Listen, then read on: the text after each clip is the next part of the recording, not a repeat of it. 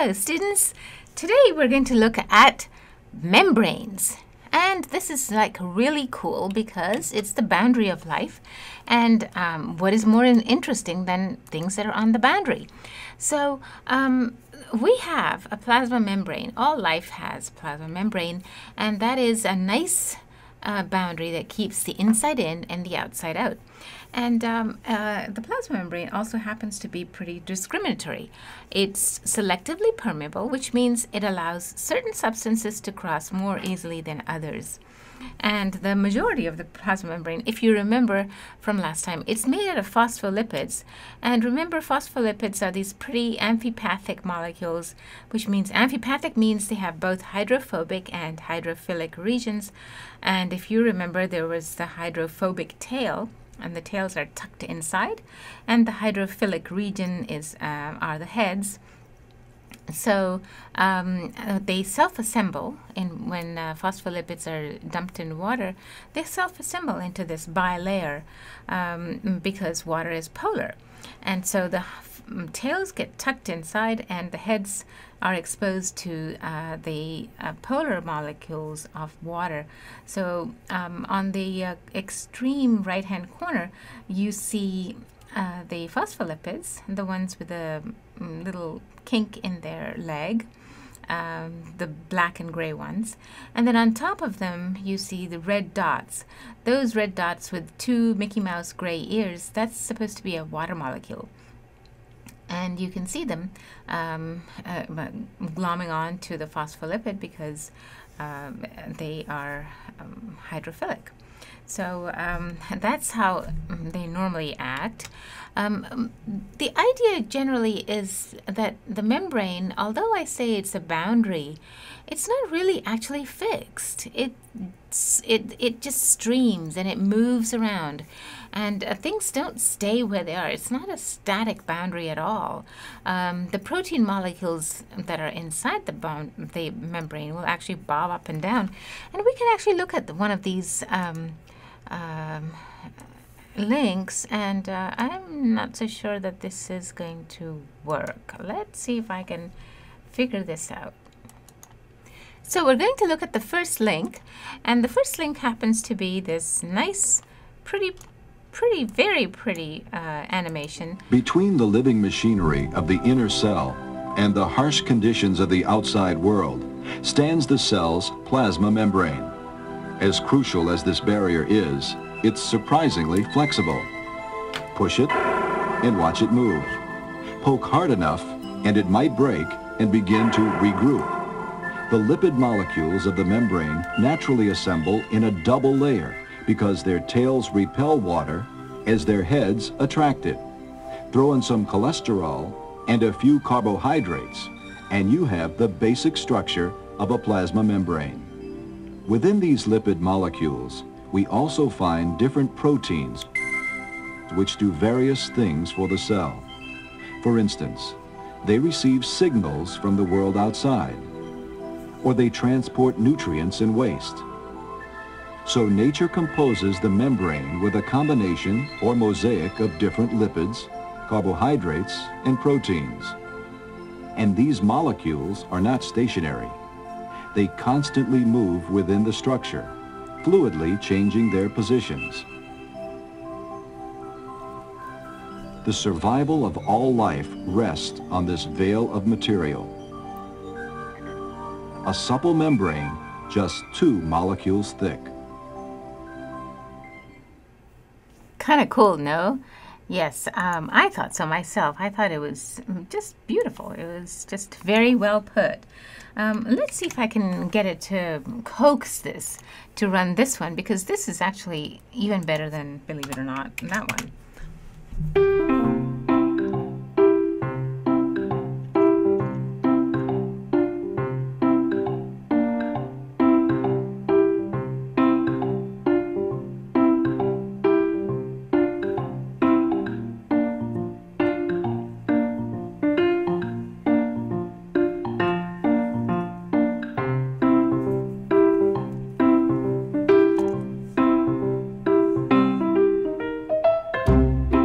That's a good way of looking at it.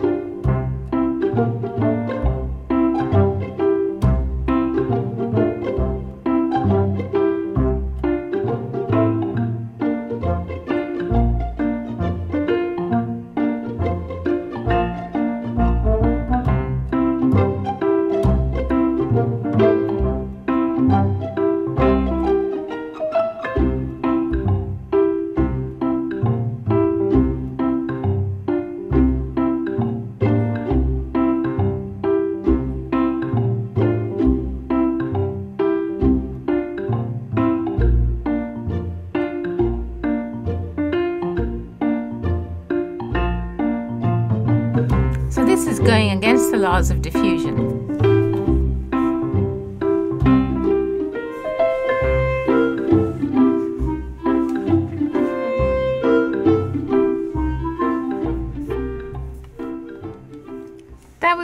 That was interesting. That was a nice way of looking at that. Let's look at this one. This is also a good one. And let's see if I can get it to work.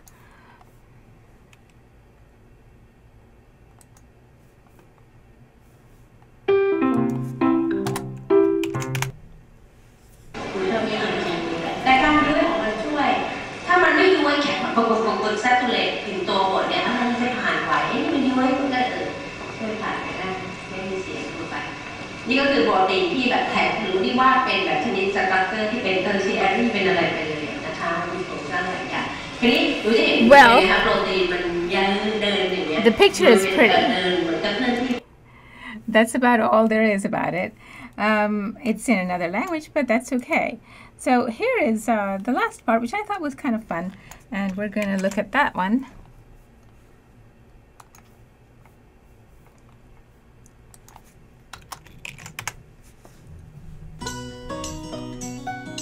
Welcome to the world, babies. When your folks decided to have you, they made a promise to love you, to sleep in 2-hour increments.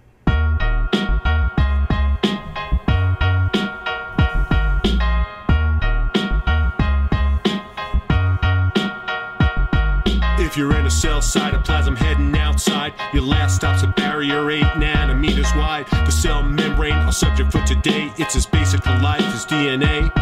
It's selectively permeable like a border patrol of a country it maintains control, selecting what leaves or what gains entry. It's a guard, bouncer, watchman, patrolman, or sentry, but not just a guard, it sends signals and nerves. White blood cells use their membranes to eat germs like hors d'oeuvres. Membranes have receptors, enzymes, and junctions. So what kind of structure can have all these functions? C-double-L-men-B-R-A-N-E, control and transport, selective permeability, phospholipids, carbohydrates, proteins, and cholesterol, the fluid mosaic by layering us all. So let's take a look at what makes up the membrane. Phospholipids rule in this domain. In fact, membrane structure emerges directly from phospholipids' chemical properties. There's a head and a tail on every phospholipid. The tail's 2 long-chain fatty acids bound to a glycerol. It's made to order. The tail's non-polar, hydrophobic, fears water. The head's got a phosphate. It's charged negatively, makes the head hydrophilic, plays in water happily. So tail avoids water while the head's attracted to it. When phospholipids form the membrane, that's how they do it. Cause when phospholipids into water get submerged, a phospholipid bilayer structure will emerge. The tails hang together in a water-free zone. Hear the hydrophobic moan, water leave me alone. While the heads are sticking out, touching all those H2Os. Tails in, heads out, it's how every membrane goes. Tails in, heads out in a cellular sphere. It's the bilayered basis of membranes everywhere. C-double-L-men-B-R-A-N-E, control and transport, selective permeability, phospholipids, carbohydrates, proteins, and cholesterol, the fluid mosaic by layering us all. But a cell membrane's not just a phospholipid scene. There's cholesterol, carbohydrates, lots of proteins. In fact, membrane proteins have a presence so great they often exceed the phospholipids by weight. And all of these components are in constant motion, moving, mixing like a boiling potion, flowing like dancers in a party in Passaic. That's why the membrane's thought of as a fluid mosaic. Let's start with the proteins since they're key in this mix. Transmembrane proteins span the entire width. Typically they're ports, think of channels of conveyors for things that don't go through the lipid bilayer. Any protein embedded in the hydrophobic middle built right into the inside is considered integral, while peripheral proteins either hang on the exterior or on the cytoplasmic interior. Cholesterol keeps membranes flowing with ease. In cold it keeps the lipids moving so they don't freeze. In heat it slows the lipids down, limiting their traveling. Cholesterol keeps membranes from unraveling. Membrane carbohydrates work as markers or signs, so your immune system knows which flag your cells are flying. The blood types A, B, O, and B and A are about the carbohydrates on red blood cell membranes. C-double-L-men-B-R-A-N-E, control and transport, selective permeability, phospholipids, carbohydrates, proteins, and cholesterol, the fluid mosaic by layering us all. C-double-L-men-B-R-A-N-E, control and transport, selective permeability, phospholipids, carbohydrates, proteins, and cholesterol, the fluid mosaic by layering us all. Okay, so that showed us a bunch of ways of looking at the carbohydrate membrane, the phospholipid membrane, which is very fluid, like this last animation showed you. The membrane is held together by hydrophobic interactions, which we remember are very weak forces. But the lipids, the phospholipids, and some of the proteins actually move all the way across the membrane to the other side.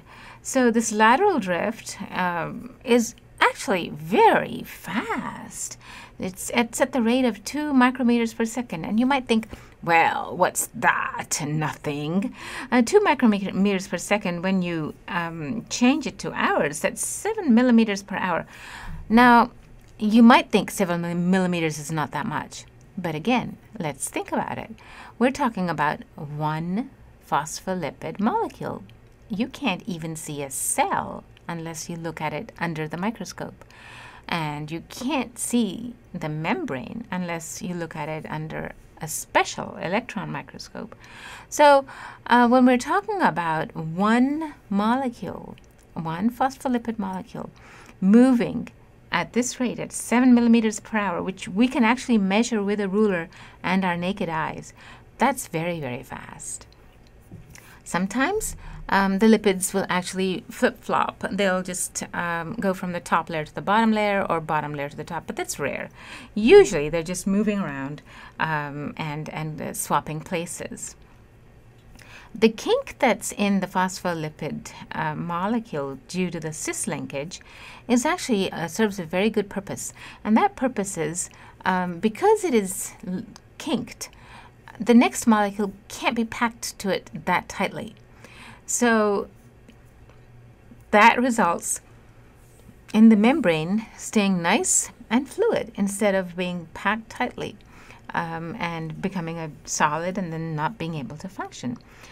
Also, if you noticed, inside the phospholipid bilayer, many of the pictures showed pictures of cholesterol. Cholesterol is packed in the membrane too, and cholesterol serves a nice function. It ensures that at warm temperatures, the membrane doesn't sort of liquefy or run away. And in cool temperatures, it allows, its presence allows the membrane to stay fluid and not get all jammed up and packed like a solid. And so cholesterol inside the plasma membrane is a very, very useful thing. Here is a picture of the plasma membrane, the lipid bilayers, and you can look at them and you can see in the very first picture on the top, the phospholipids are dumped in, and you can see the cis linkage, which will prevent packing, and then ultimately, if you have a whole bunch of them, you will result in the traditional looking picture of a phospholipid bilayer, which is neatly packed. And at the very bottom, what you see is the addition of cholesterol molecules. So not only is the cis linkage sort of pushing the next molecule away, there's also stuffed inside a cholesterol molecule, which is going to help in retaining the plasma membrane's shape. A membrane is actually a collage of several proteins. They're often grouped together, and they determine most of the specific functions of that particular membrane. There are two general classes of membrane proteins, peripheral and integral. The peripheral proteins are bound to the surface of the membrane, but the integral proteins penetrate the hydrophobic core. So integral proteins that span the membrane are called transmembrane proteins, and the hydrophobic regions of the integral protein are often coiled into alpha helices, as in this picture you see over here. So you see the transmembrane protein, it's integral, and it is the hydrophobic part is nicely coiled and tucked out of the way. There are 6 major functions of membrane proteins: transport, enzymatic activity, signal transduction, cell-to-cell recognition, intercellular joining, and attachment to the cytoskeleton and extracellular matrix. And we're going to look at each one of these separately. So first, let's just visualize all these ideas. On the very top, on the left-hand corner, you see transport. So membranes serve for transport. And how is that? They have channels on the extreme left, which will regulate the uptake or intake of ions. And then they have active transport. They have other proteins inside the lipid membrane, which will, with the addition of ATP, actually go against the diffusion laws and go out or come in. And then how does the membrane function as an enzyme? Well, enzymes are bound onto the membrane, and they behave just like an enzyme would, which is speed up a chemical reaction and strain the substrate into the products. And then we also see a picture on the top right-hand corner, which shows signal transduction by the membrane. You see a signaling molecule coming over, and that's orange, and it is attaching to a receptor where it fits in very nicely, and it just starts a cascade of reactions which are inside the cell. At the bottom, left-hand corner, you see cell-to-cell recognition. And again, what you see is one cell membrane recognizing another cell membrane because the receptor for that membrane is right there. It's exactly configured to fit into that, and this happens to be a carbohydrate. Intercellular joining, so sometimes you do need to join two cells together, to make a contiguous membrane. And so the membrane will have some proteins which will actually interlock with each other. Also, the plasma membrane serves two functions. One, to have a cytoskeleton, which means a skeleton inside the cell, and one to attach to the extracellular matrix, which is stuff outside the cell. So in cell-cell recognition, the cells recognize each other by the carbohydrates, which can be covalently bonded to proteins or to lipids, and the carbohydrates can actually vary from cell to cell. The membranes also have sides. They have a distinct inside face and a distinct outside face, even though it's a phospholipid bilayer, and you would think that both sides are identical. It's the proteins and the carbohydrates that will actually make the difference. So they have a distinct inside and an outside face.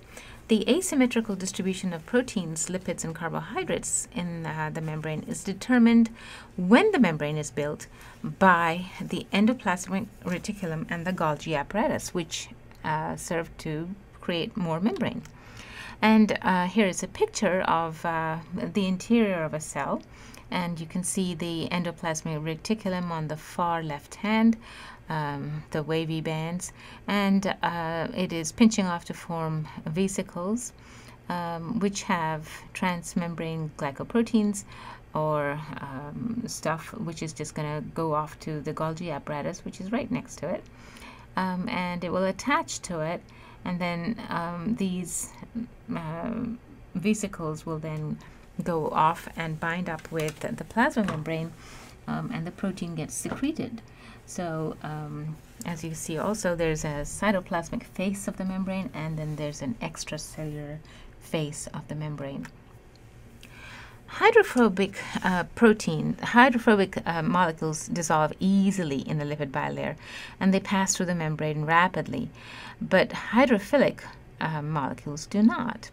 So transport proteins function to allow the passage of hydrophilic substances across the membrane, and some of them are called channel proteins. They have a hydrophilic channel that some molecules can use as a tunnel and go right through them. Channel proteins called aquaporins will actually facilitate the passage of water, and we actually saw this when we were looking at the kidney and the nephrons, and we saw that aquaporins were formed more when the body needed to regulate the osmolarity of the filtrate. Ion channels facilitate the diffusion of ions, and some ion channels are called gated channels because they open and close in response to a stimulus. A transport protein is specific for the substance it moves, so it's very, very specific. Other transport proteins are called carrier proteins. They actually bind to the molecule. They will change their own shape so they can shuttle them across the membrane. So they're sort of giving them a piggyback ride. Here is a picture of a channel protein and a carrier protein. So a channel protein is just, like a little door. It lets things in. Whereas a carrier protein will actually carry the protein, lock it, and then bring it inside. Passive transport. So diffusion is a tendency for molecules to spread out evenly into available space. And although each molecule moves randomly, the diffusion of a population of molecules could be directional. At dynamic equilibrium, as many molecules cross the membrane in one direction as they cross in the other direction. And that is why it's called dynamic equilibrium, because you would think at equilibrium everything is balanced and nothing is moving. But it is still moving. But the net movement is zero. So stuff still moves, but it doesn't change anything on either side. Passive transport is called passive because no energy is spent by the cell to move anything. Here is a picture of what I'm talking about. So on the top, what you see is molecules of dye, which happen to be gold, going through a semi-permeable membrane to the other side, and to which is just water. There's nothing else in there. So there's a movement of net diffusion, but at equilibrium, what you see is some molecules are still moving, although there's even distribution of molecules on both sides of the membrane. But the number of molecules moving in is equal to the number of molecules moving out. So there's the net movement is zero, and that's why it's called dynamic equilibrium. At the bottom, what you see is two different molecules moving in and out. So there is net diffusion of the gold molecules moving to the other side, and the purple molecules moving to the other side, because they're following the laws of diffusion, and that's what they're supposed to do. At equilibrium, they have already reached both sides. They're equally distributed, and there's 3 purples on one side, 3 on the other side, and 6 of the golds on one side and 6 of the golds on the other. So you would think that things have stopped and stabilized, but they haven't, because if one gold moves to the right-hand side, one purple will move to the left-hand side, and you will have, one gold will move to the left-hand side, and then one gold moves to the right-hand side. So you will have no movement, really, of gold, so the concentration will be the same, and it will repeat itself with the purple.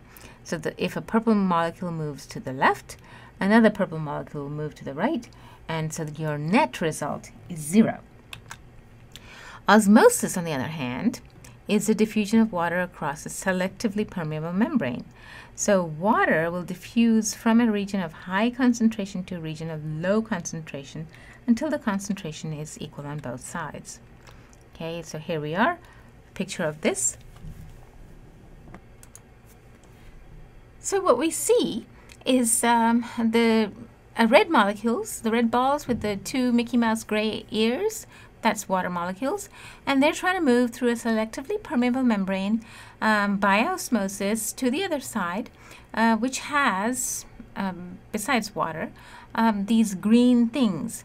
So the green amorphous blobs are supposed to be sugar molecules. And what you see is there's less sugar on the left-hand side than there is on the right-hand side. So water is just going to move on through the plasma membrane to keep to try and get maintain equilibrium, because there's more sugar on the right-hand side. What would happen if something like that actually occurred all the time? So that is a phenomenon known as tonicity. So when we look at that, it's just called water balance or tonicity, and that's the ability of the solution to cause a cell to gain or lose water. So if the balance is the same, if the concentration of the solute is the same inside the cell as it is outside the cell, that solution is called an isotonic solution. So there's no net movement of water across the plasma membrane.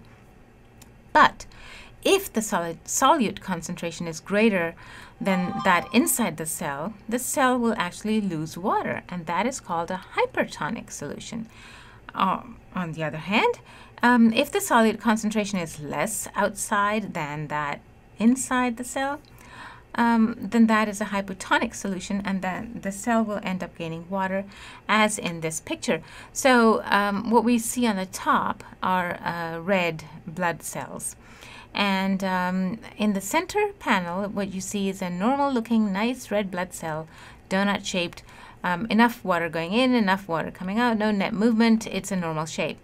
But if you put the same red blood cell in water or a hypotonic solution, which has a lot of water, much more than the interior of the cell will just keep on absorbing more water, because water is moving from an area of high concentration, which is outside the cell, into an area of low concentration, which is inside the red blood cell.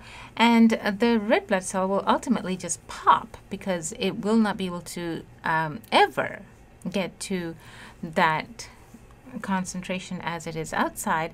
And in the vain attempt to do that, it will just rupture. Whereas on the right-hand side, there is a hypertonic solution, which means it's very, very concentrated on the outside. So there's more water inside the cell than there is outside. And so the cell is going to try and give up that water to try and make things equal and balance it out. And it will just shrivel up, because, again, it's a losing battle. It's never going to get there.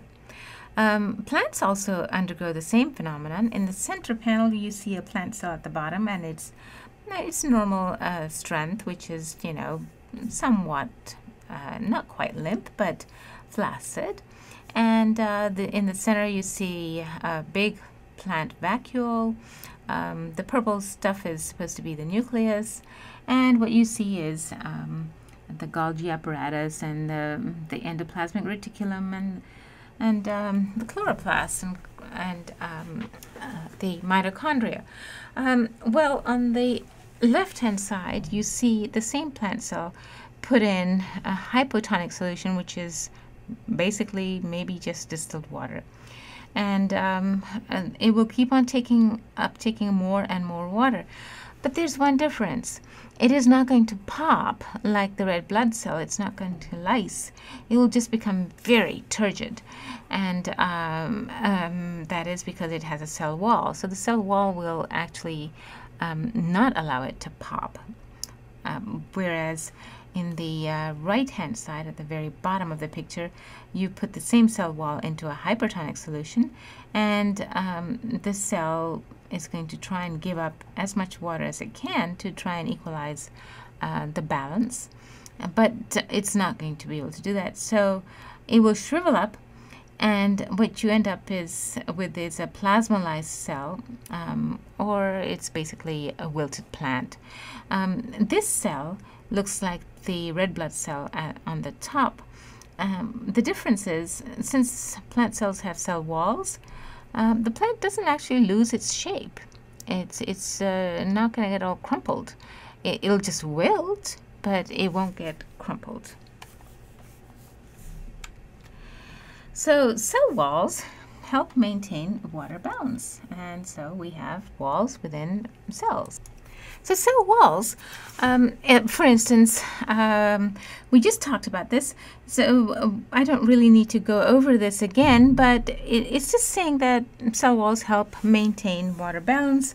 If you put a plant cell in a hypotonic solution, it will swell up because the cell will become turgid, the wall will oppose the uptake, and so it won't actually take up anymore, and so it won't pop. But if it's put in a hypertonic environment, the plant cell will lose water, the membrane will pull away from the cell, and the plant will generally just wilt.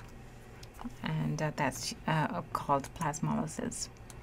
All right, so when we talk about active transport, we are no longer talking about diffusion, we're no longer talking about osmosis, we're talking about something that will actually require a lot of energy.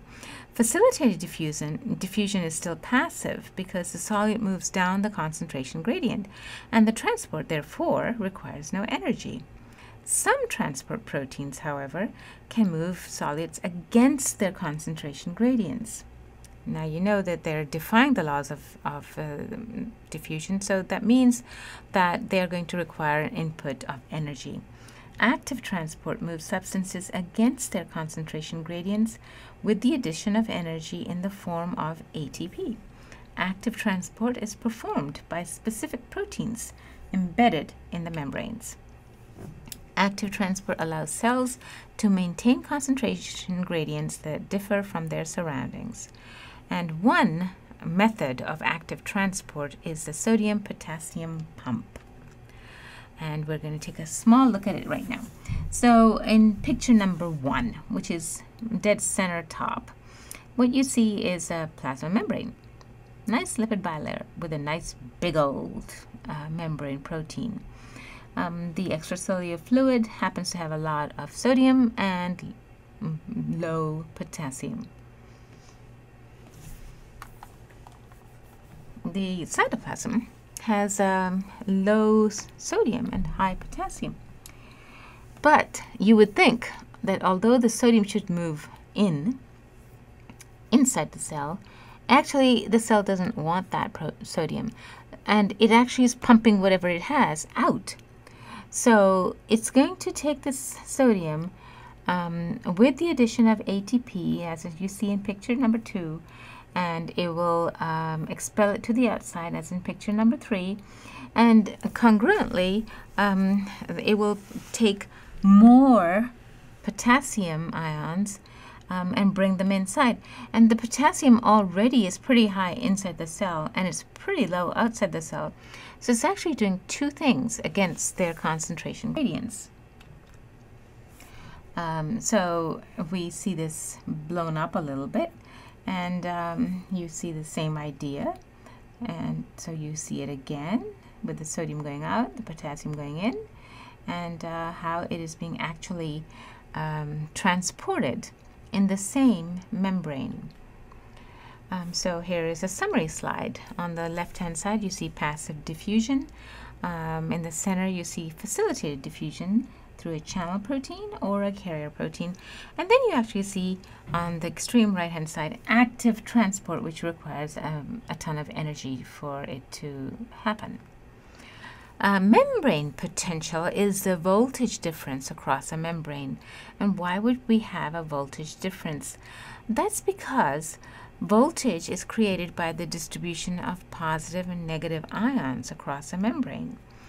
And we already saw that the cell likes to go against the laws of diffusion, and it tries to pump things in that it already has and pump stuff out that it really doesn't need to. So two forces, collectively called the electrochemical gradient, drive the diffusion of ions across a membrane. There's a chemical force, which is the concentration gradient, and an electrical force due to the membrane potential. And an electrogenic pump is therefore a transport protein that generates voltage across a membrane. The sodium-potassium pump is the major electrogenic pump of animal cells. But in plants, fungi, bacteria, the main electrogenic pump is a proton pump. But regardless, electrogenic pumps help store energy that can be used for cellular work. So here's a picture of a proton pump. This would be in plants, bacteria, and so on. And what you see is ATP is being used. And although the interior of the cell is negative and really should, for equilibrium, should get more positive ions in, the protons are being pumped out into the extracellular fluid against their concentration gradient. Co-transport or coupled transport is what happens when the active transport of one solute indirectly drives the transport of the other, just like we saw the sodium moving out and then the potassium at the same time by the same pump moving in. So plants commonly use the gradient of hydrogen ions generated by proton pumps to drive active transport of nutrients into the cell, which is awfully cool, as you see in here. And so we have a proton pump, and it's pumping a hydrogen ion. And then at the same time, while the hydrogen ion is being pumped, sucrose is moved into the cell. Another way that the membrane functions, besides transporting one molecule at a time, sometimes it just needs to do bulk transport. It just does not have the time to take one molecule, one molecule, one molecule. So it's going to do a bunch. Small molecules in water enter and leave through the lipid bilayer all the time, but large molecules can't move, like polysaccharides and proteins. They have to cross the membrane all packaged up in a vesicle. And bulk transport, as you know, will therefore require energy. There's several ways to do this. You can transport in bulk by exocytosis, where you have transport vesicles. They will migrate to the membrane, and since they're also made of phospholipids, they simply fuse up with it, and then they release their contents outside the cell. Many secretory cells use exocytosis to export their products. Or you could do endocytosis. In endocytosis, the cell will actually take in macromolecules by forming vesicles from the plasma membrane. So it's sort of a reverse of exocytosis, and it involves different proteins. There are three types of endocytosis. There's phagocytosis, which is also known as cellular eating. There's pinocytosis, which is gulping or cellular drinking. And then there's receptor-mediated endocytosis.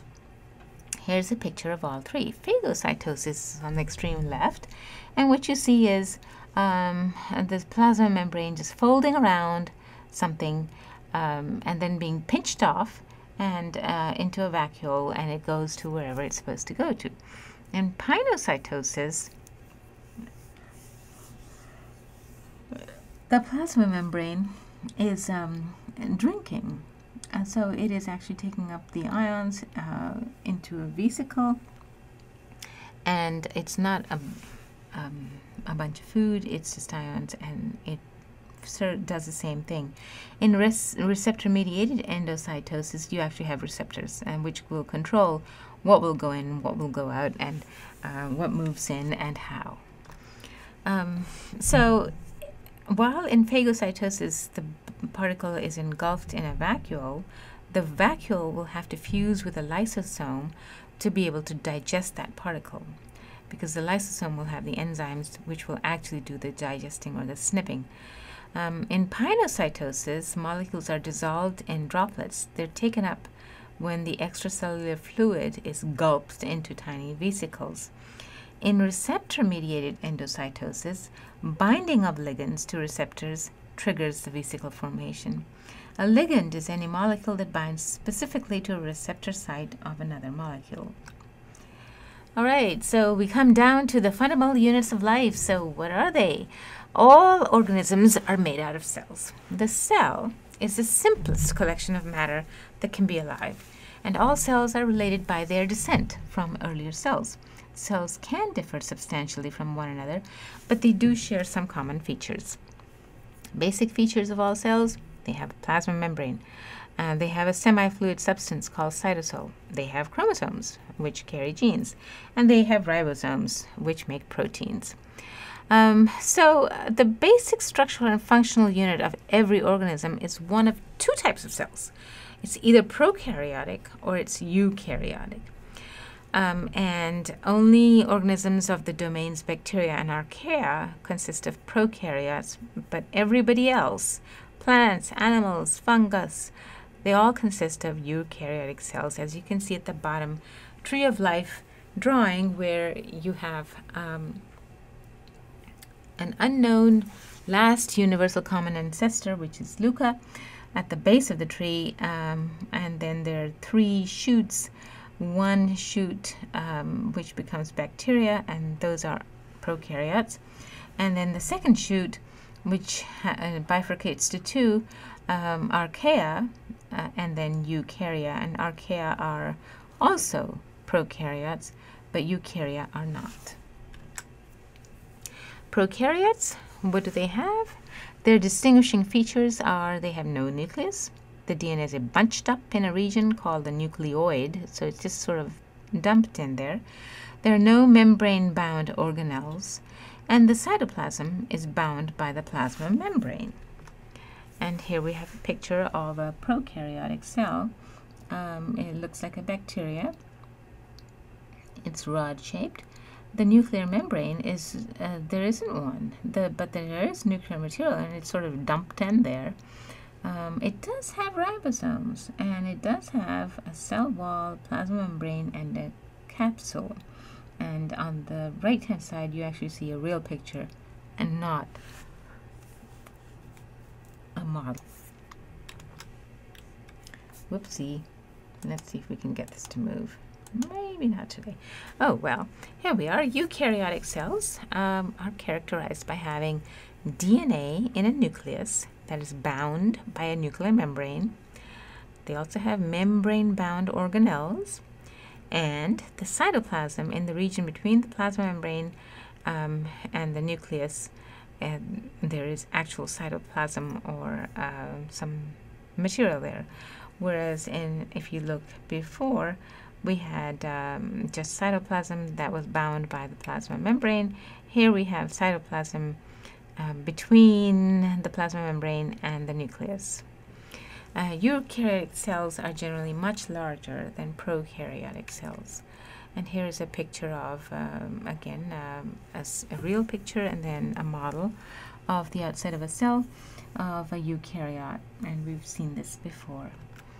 But we have not seen the interior of a eukaryotic cell. The center part, the big purple thing, that is supposed to represent the nucleus. Inside the nucleus is a nucleolus, and the rest of the stuff that's inside, those thread-looking things, that's supposed to be the DNA, which at this point is just called chromatin because it is not formed into chromosomes. It's just sort of dumped in there. Right next to this purple thing, or nucleus, are blue folds, and those blue folds are the endoplasmic reticulum. They're rough. There can be two kinds: rough endoplasmic reticulum, which has those little dots or ribosomes on them, and then there's smooth endoplasmic reticulum. There's this cell. This happens to be a eukaryotic animal cell. It could be euglena maybe, because it does have a flagellum. It has a centrosome. It has a cytoskeleton, which are microfilaments that actually will anchor everything together and hold the cell's shape. Then you see a plasma membrane, ribosomes, Golgi apparatus, lysosomes, and mitochondria, which is very cool and very complete. The same way, if we look at a plant cell, it has about the same things, except it has one more thing. It's called a chloroplast, and we're going to look at that right now. Well, actually, we're going to look at it in a little bit. So let's start with the nucleus. The membrane Well, first of all, the nucleus contains the genes. It's enclosed by the nuclear envelope, which is the membrane, and that separates it from the cytoplasm. This membrane is also a double membrane. Each membrane consists of a lipid bilayer. So, although the nuclear membrane, there is one, it's a double membrane. It's not like a regular cell membrane where there's a phospholipid bilayer. It has two phospholipid bilayers for extra regulation. And pores regulate the entry and exit of molecules from the nucleus. And this is what it looks like.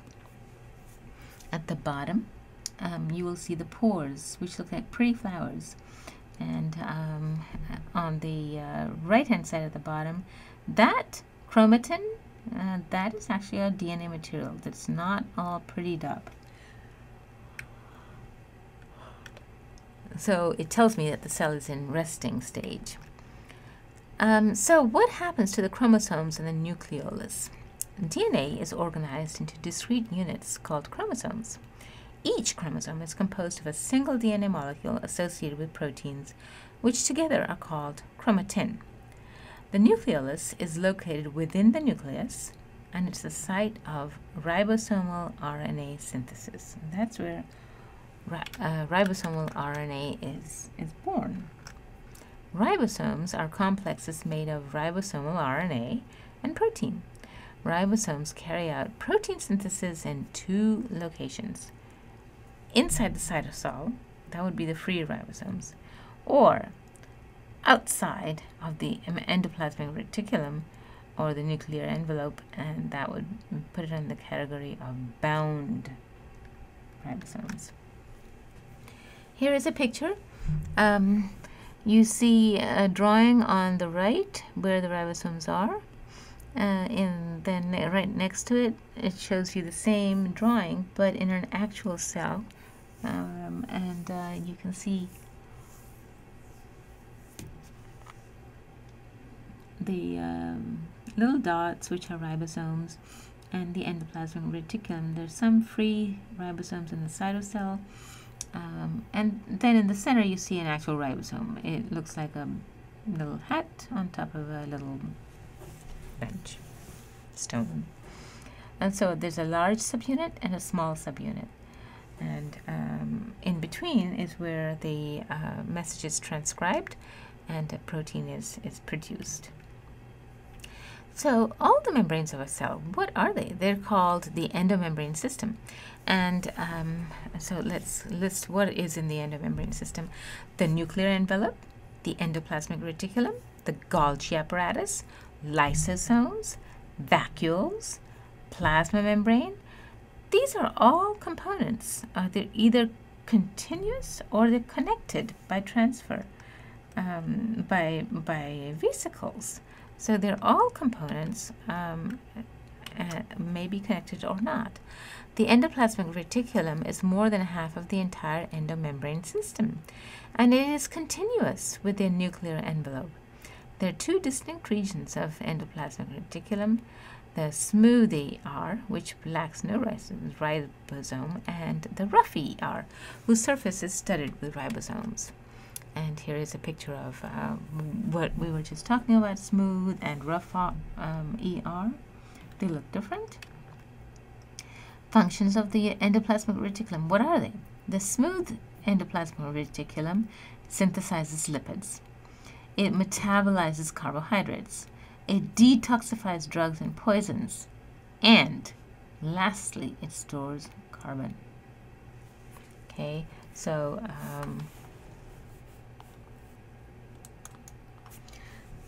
actually, it stores calcium ions. I'm so sorry. The rough endoplasmic reticulum has bound ribosomes. Okay, those are the studded part. That's the little dots on the outside of the endoplasmic reticulum, which you saw. And these ribosomes secrete glycoproteins, which means there's a protein attached to a lipid. I think I'm tighter than I thought. A glycoprotein is actually not that. A glycoprotein would be a protein attached to a carbohydrate. This rough endoplasmic reticulum distributes transport vesicles, and it is actually the membrane factory for the cell. So it is just going to create more and more of its own self. Okay, the Golgi apparatus, which is the next thing that we're going to look at, it consists of flattened membranous sacs called cisternae. The Golgi apparatus modifies the products that the endoplasmic reticulum makes, and it makes some macromolecules. But the most important function of the Golgi apparatus is to sort and package the materials into transport vesicles. So it's sort of like, I like to say, FedEx. You know, there's like the central hub in Memphis, all the packages get there, and then they're sorted and sent off to where they're supposed to go. Here is a picture of the Golgi apparatus.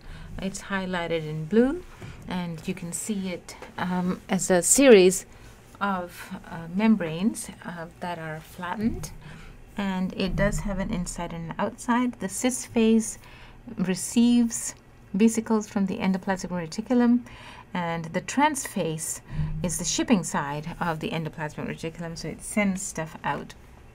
Lysosomes are also membranes, but they're sacs, and inside the sac are hydrolytic enzymes which digest the big macromolecules. They work best in the acidic environment inside the lysosome. When some cells engulf other cells by phagocytosis, they form a food vacuole. A lysosome will fuse with the food vacuole and digest the molecule. Lysosomes also recycle the cell's own organelles and macromolecules. So if something breaks down inside the cell, the lysosomes will actually recycle and reuse those molecules, something known as autophagy. Here's a picture of those nice vesicles called lysosomes, and then they're very similar to vacuoles, which are also derived from the endoplasmic reticulum and the Golgi apparatus. Food vacuoles are formed by phagocytosis, but they're contractile vacuoles found in many freshwater protists, and they pump excess water out of the cells.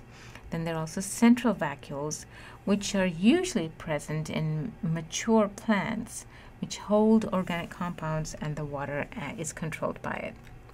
Here is the plant cell with its central vacuole, really big apparatus. And then lastly, we come to the mitochondria. And mitochondria are very interesting.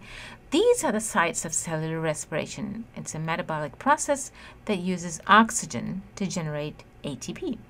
Mitochondria have a double membrane. They grow and reproduce independently of the cell. So the thinking is that perhaps these were little maybe creatures early on which got ingested by our own cells or life cells, and since then they've just been replicated, and they're present in almost all life. So mitochondria are always inherited from the mother, therefore, because they exist only in the cytoplasm.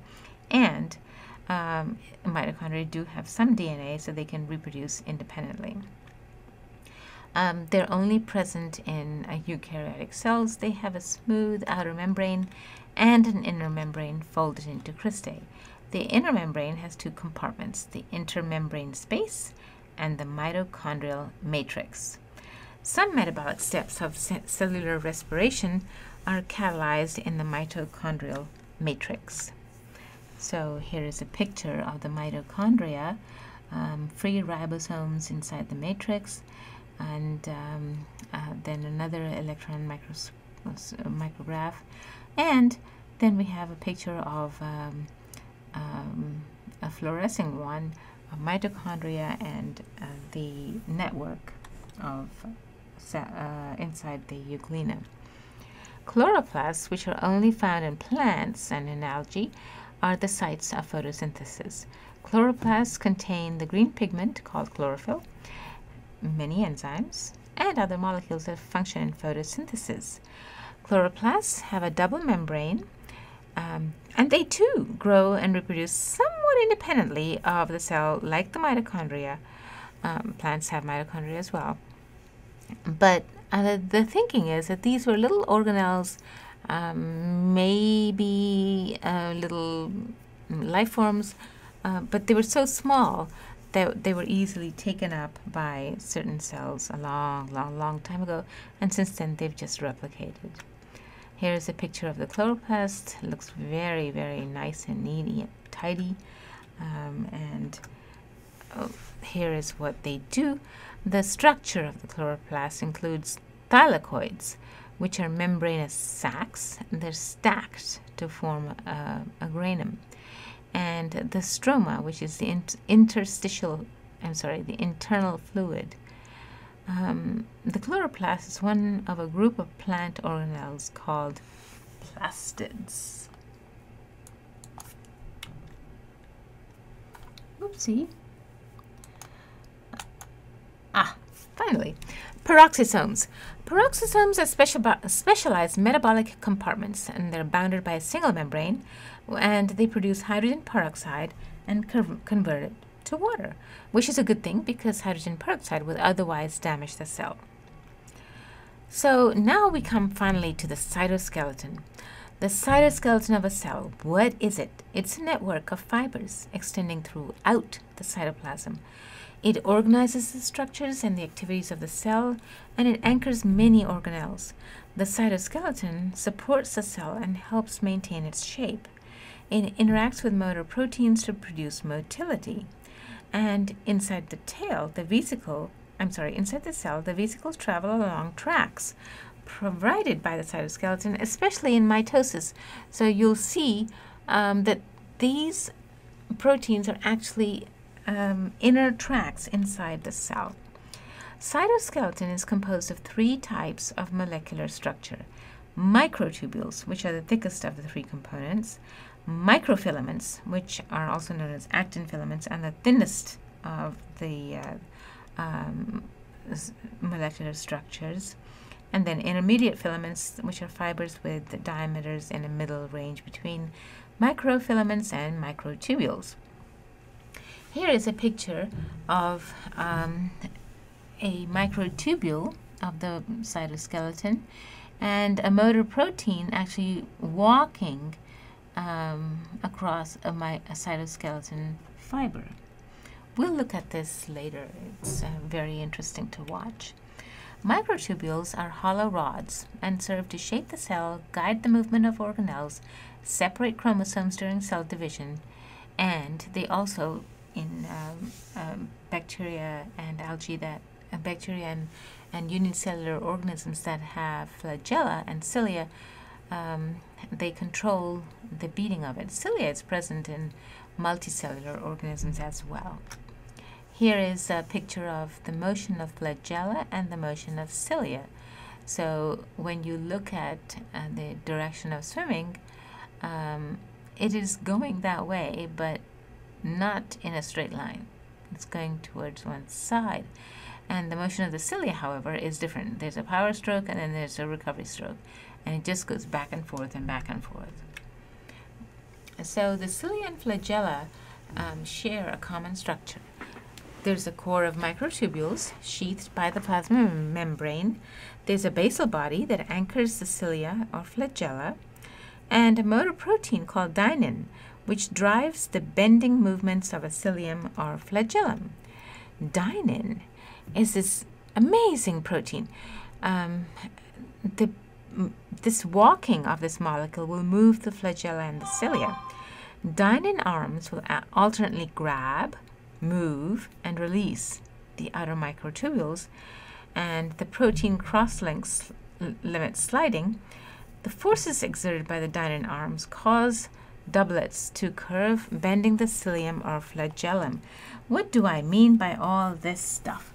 Well, you know, I think it might be a good time to go look at this very nice, useful link that we have over here, which every time we see it, everyone sort of gasps and says, "Oh my goodness, what is it?"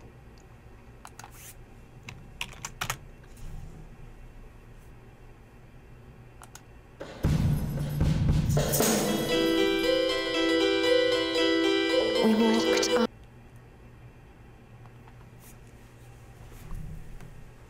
The cytoskeleton includes a network of microtubules created by the lateral association of protofilaments, formed by the polymerization of tubulin dimers.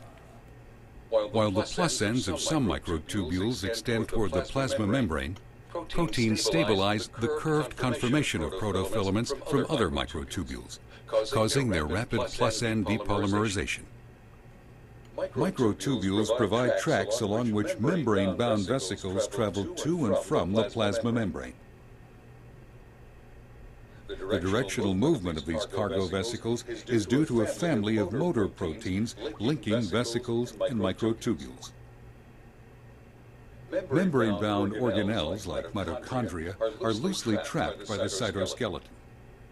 Mitochondria change shape continuously, and their orientation is partly dictated by their interaction with microtubules.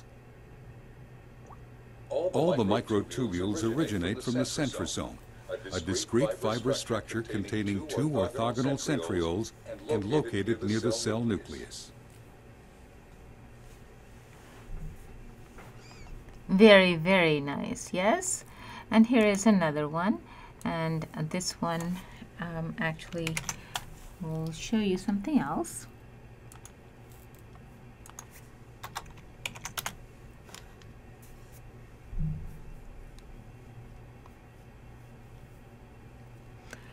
This has no sound, but it's showing dynein, the protein dynein, walking across the microtubules, and it looks exactly like that.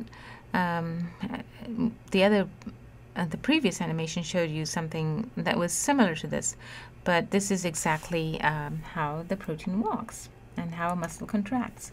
So kind of cool, no? So here we have what I was talking about. So we see the microtubules. On the left-hand side, there's a longitudinal section of the motile cilium. And then there's a transverse cross-section of the same. And you see these very interesting shapes, which are the things that grab and pull and move on that we discussed earlier. Microfilaments are solid rods built as a twisted double chain of actin subunits. Microfilaments bear tension. They resist pulling forces within the cell. Microfilaments form a network to support the shape of the cell, and bundles of microfilaments make up the core of microvilli of intestinal cells. And I'm going to show you this very small animation, which will actually show you something that you will like very much, I'm hoping. Olive Garden's never-ending pasta bowl starting at $9.99. Endless bowls of pasta with new sauces like roasted mushroom Alfredo and toppings like crispy chicken Frita. Never-ending pasta bowl, unlimited pasta, garden salad, and fresh baked breadsticks starting at $9.99. Only at Olive Garden.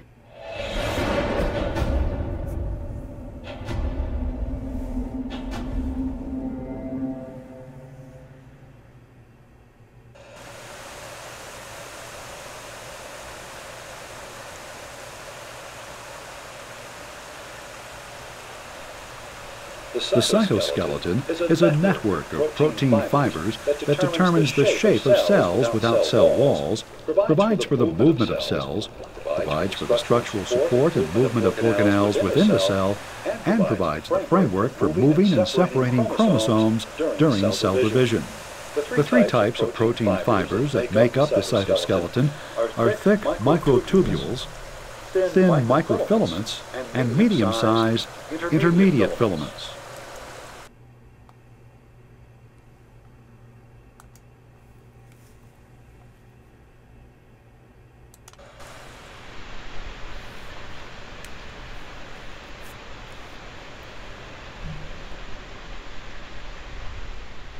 Microtubules are hollow tubes assembled from subunits made out of the protein tubulin.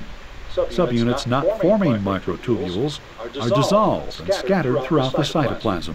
As subunits are readily available, microtubules can be assembled and disassembled as required by the cell. Subunits are assembled into microtubules by microtubule organizing centers found at various locations within the cell. All eukaryotic cells have a microtubule organizing center near the nucleus, called the centrosome. During cell division, the centrosome produces a football-shaped array of microtubules called the spindle apparatus. It separates chromosomes and divides them between the two new daughter cells. In animal cells, a pair of organelles called centrioles are located by or in the centrosome. Centrioles are short, barrel-shaped rings with 9 microtubule triplets forming their outer edge. As a cell prepares to divide, the centrioles are duplicated. One pair moves to each daughter cell. In cells that have structures called cilia and flagella, the centrioles multiply and move to the surface of the cell, where they become anchored just beneath the plasma membrane, forming basal bodies. 10 pairs of microtubules grow out of each basal body. One pair grows from the center of the basal body, while the other 9 pairs form the outer infrastructure of a cilia or flagellum. A gap, the width of a microtubule, exists between each of the outer microtubule pairs. Numerous motor proteins firmly attached to one pair of microtubules have legs that cross the gap and can walk on the adjacent microtubule pair. The force applied by the motor proteins causes the microtubules to bend.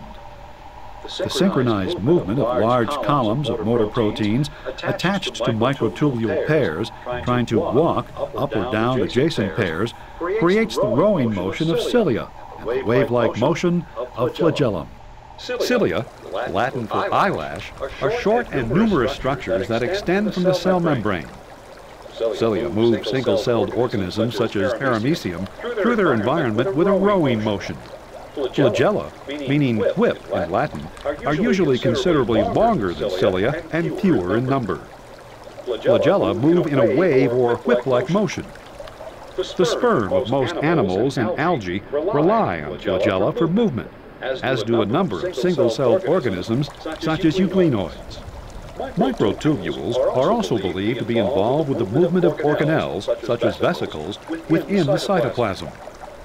One hypothesis holds that vesicles and other organelles have receptor proteins to which motor proteins attach and then walk an organelle to its destination via the network of microtubules that extends throughout the cytoplasm.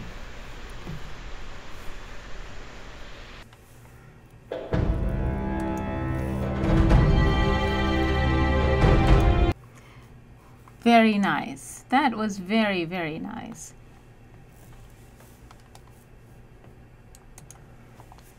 So microfilaments that function in cellular motility contain the protein myosin as well as actin. In muscle cells, thousands of actin filaments are arranged parallel to one another. The thicker filaments, composed of myosin, interdigitate with the thinner actin fibers. And so when a muscle is relaxing, they're at their maximum length. And when a muscle contracts, the filaments get closer and closer together, making the entire cell smaller. Okay, let's see if we can actually, I don't know if this is actually working. Intermediate filaments are larger than microfilaments, but smaller than microtubules. They support cell shape and they fix organelles in place.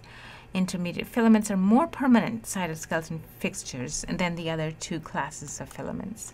The cell walls of plants, they're an extracellular structure, and that distinguishes plants from animals. Prokaryotes, fungi, some eukaryotes, they also have cell walls. The cell wall functions mainly to protect the plant cell, maintain its shape, and prevents excessive uptake of water, which is very important. Plant cell walls are made out of cellulose fibers, and which are embedded in other polysaccharides and proteins. Plant cell walls may have multiple layers. Sometimes there's a primary cell wall, which is relatively thin and flexible. There's a middle lamella, which is a thin layer between primary walls of adjacent cells. But some cells may also have a secondary cell wall added between the plasma membrane and the primary cell wall. Plasmodesmata are really channels between adjacent plant cells. And here we have a picture of a plasmodesmata and a secondary cell wall, a primary cell wall, a middle lamella, So it's all right here. The extracellular matrix, which is the last thing that we were going to discuss about a cell. Animal cells lack cell walls, but they're covered by an elaborate extracellular matrix. The extracellular matrix is made up of glycoproteins like collagen. The extracellular matrix around a cell can influence the activity of genes in the nucleus. So it's not just for nothing. Everything is connected and everything affects each other. As you can see over here, it's very cool. At the bottom you see these orange goldenrod ropes-like structures. Those are the microfilaments. They anchor everything inside the cell. And in the extracellular fluid, there's all this stuff that's floating around, collagen fibers and other fibers, and that's the extracellular matrix, which is facing the extracellular fluid. There are three types of cell junctions, which are very common in epithelial cells for direct cell contact. Tight junctions. At tight junctions, membranes of neighboring cells are pressed tightly together to prevent leakage of extracellular fluid. Desmosomes, or anchoring junctions, will actually fasten cells together into really strong sheets. But then there are gap junctions, or communication junctions, and they provide channels between adjacent cells. So let's look at this picture. So we see there are gap junctions. If you look in the very center of the picture where this cell model is cut, you see a tight junction on the top, and then a desmosome in the middle and a gap junction at the very bottom. And you see electron micrographs of all three. So these are very interesting things to help prevent leakage, to stick them together, but still be able to communicate with each other. Plasmodesmata are channels in plants that perforate plant cell walls, and through those, water and small solutes can pass from cell to cell. And this is what they look like.